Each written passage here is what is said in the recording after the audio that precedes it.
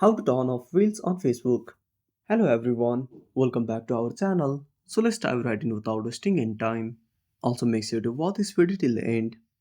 Before starting the video, make sure to update Facebook to the latest version. Then open up Facebook on a device. Now tap on three lines at the top right corner.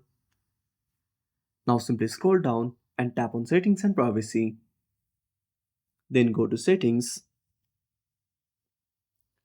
Now scroll down. Now under preferences, tap on tab bar. Now click on customize the bar. Now find the video tab. Now simply tap on pinned or auto. Now select hide. Now simply go back. Now restart Facebook. And that's it. Thanks for watching. Make sure to subscribe our channel and hit the bell icon. See you in the next video.